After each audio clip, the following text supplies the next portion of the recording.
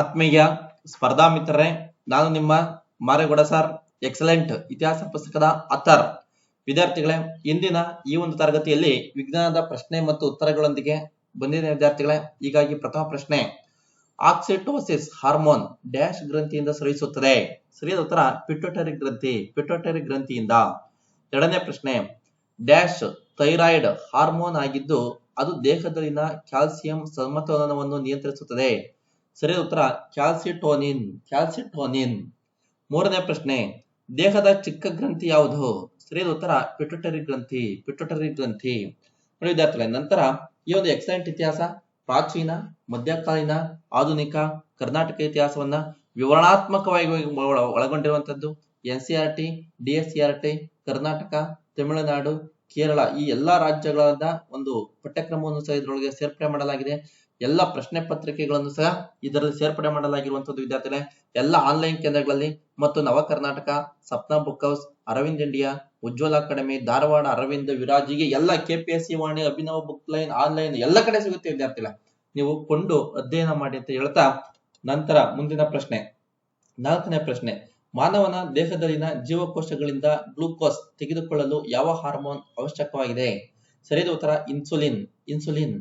ಐದನೇ ಪ್ರಶ್ನೆ, ನಿರ್ನಾಳ ಗ್ರಂಥಿಗಳನ್ನು ಏನೆಂದು ಕರೆಯಲಾಗುತ್ತದೆ? ಸರಿಯಾದ ಉತ್ತರ ನಾಳವಿಲ್ಲದ ಗ್ರಂಥಿ, ನಾಳವಿಲ್ಲದ ಗ್ರಂಥಿ. ಆರನೇ ಪ್ರಶ್ನೆ, ನಾಳ ಹೊಂದಿಲ್ಲದ ಗ್ರಂಥಿ ಯಾವುದು? ಸರಿಯಾದ ಉತ್ತರ ನಿರ್ನಾಳ ಗ್ರಂಥಿ. ನೋಡಿ, ನಿರ್ನಾಳ ಗ್ರಂಥಿ ನಾಳವನ್ನ ಹೊಂದಿಲ್ಲ ವಿದ್ಯಾರ್ಥಿಗಳೇ. ಏಳನೇ ಪ್ರಶ್ನೆ, ಆಪರೇಷನ್ ಫ್ಲಡ್ ಯಾವುದಕ್ಕೆ ಸಂಬಂಧಿಸಿದೆ? ಸರಿಯಾದ ಉತ್ತರ ಹಾಲು ಉತ್ಪಾದನೆ, ಹಾಲು ಉತ್ಪಾದನೆಗೆ.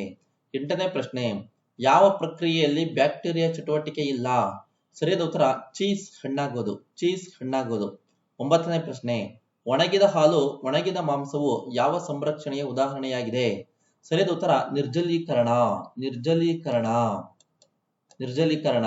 ನೋಡಿ ವಿದ್ಯಾರ್ಥಿಗಳೇ, ನಂತರ ಹತ್ತನೇ ಪ್ರಶ್ನೆ, ಮೊಟ್ಟೆ ಇಡುವ ಸಸ್ತನಿಗೆ ಒಂದು ಉದಾಹರಣೆ ಕೊಡಿ? ಸರಿಯಾದ ಉತ್ತರ ಎಕಿಡ್ನ, ಎಕಿಡ್ನ. 11ನೇ ಪ್ರಶ್ನೆ, ಒಂದು ಜೀವಿಯು ತಾನು ಹಾನಿಗೊಳಗಾಗದೆ ಇನ್ನೊಂದು ಜೀವಿಗೆ ಹಾನಿಯನ್ನುಂಟು ಮಾಡುವ ಅಂತರ್ ಸಂಬಂಧವನ್ನು ಏನೆಂದು ಕರೆಯುವರು? ಸರಿಯಾದ ಉತ್ತರ ಅಮೆನ್ಸಾಲಿಸಮ್, ಅಮೆನ್ಸಾಲಿಸಮ್.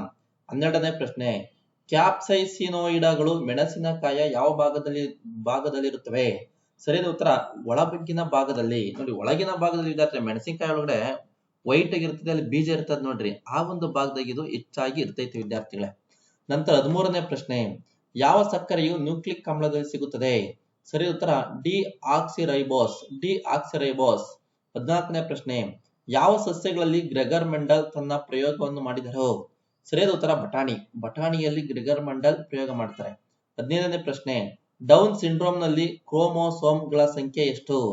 ಸರಿಯಾದ ಉತ್ತರ 47, 47 ಆಗಿರುವಂತದ್ದು ವಿದ್ಯಾರ್ಥಿಗಳೇ. ನಂತರ 16ನೇ ಪ್ರಶ್ನೆ, ಮಳೆಯ ದಿನದಂದು ಸಣ್ಣ ಪ್ರಮಾಣದ ಎಣ್ಣೆ ಪದರಗಳು ನೀರಿನ ಮೇಲೆ ಹೊಳೆಯುವ ವರ್ಣಗಳನ್ನು ತೋರಿಸುತ್ತವೆ, ಇದಕ್ಕೆ ಕಾರಣವೇನು? ಸರಿಯಾದ ಉತ್ತರ ವ್ಯತೀಕರಣ, ವ್ಯತೀಕರಣ. 17ನೇ ಪ್ರಶ್ನೆ, ಆಕಾಶವು ನೀಲಿಯಾಗಿ ಕಾಣುವುದಕ್ಕೆ ಕಾರಣವೇನು? ಸರಿಯಾದ ಉತ್ತರ ವಾತಾವರಣವು ನೀಲಿಯ ಬೆಳಕನ್ನು ಹೆಚ್ಚಾಗಿ ಚದುರಿಸುತ್ತದೆ, ವಾತಾವರಣವು ನೀಲಿಯ ಬೆಳಕನ್ನು ಹೆಚ್ಚಾಗಿ ಚದುರಿಸುತ್ತದೆ. 18ನೇ ಪ್ರಶ್ನೆ, ಕಾಮನ ಬಿಲ್ಲಿನ ರಚನೆಗೆ ಕಾರಣವೇನು? ಸರಿಯಾದ ಉತ್ತರ ಬೆಳಕಿನ ಚದುರುವಿಕೆ, ಬೆಳಕಿನ ಚದುರುವಿಕೆ. ನಂತರ 19ನೇ ಪ್ರಶ್ನೆ, ಸೂರ್ಯನಿಂದ ಬೆಳಕು ಎಷ್ಟು ನಿಮಿಷಗಳಲ್ಲಿ ಭೂಮಿಗೆ ತಲುಪುತ್ತದೆ? ಸರಿಯಾದ ಉತ್ತರ 8 ನಿಮಿಷಗಳು, 8 ನಿಮಿಷಗಳು. 20ನೇ ಪ್ರಶ್ನೆ, ಗ್ರಹಗಳು ಮಿನುಗುವುದಿಲ್ಲ ಕಾರಣವೇನು? ಸರಿಯಾದ ಉತ್ತರ ಗ್ರಹಗಳು ಭೂಮಿಗೆ ಹತ್ತಿರದಲ್ಲಿವೆ ಮತ್ತು ಆದ್ದರಿಂದ ನಾವು ಹೆಚ್ಚಿನ ಪ್ರಮಾಣದ ಬೆಳಕನ್ನ ಪಡಿತೇವೆ. ನೋಡಿ, ಗ್ರಹಗಳು ಭೂಮಿಗೆ ಹತ್ತಿರ ಇರೋದ್ರಿಂದ ನಾವು ಹೆಚ್ಚಿನ ಪ್ರಮಾಣದ ಬೆಳಕನ್ನ ಪಡೆಯೋದ್ರಿಂದ ಅವು ಏನ್ ಮಾಡ್ತವೆ? ಮಿನುಗುವುದಿಲ್ಲ.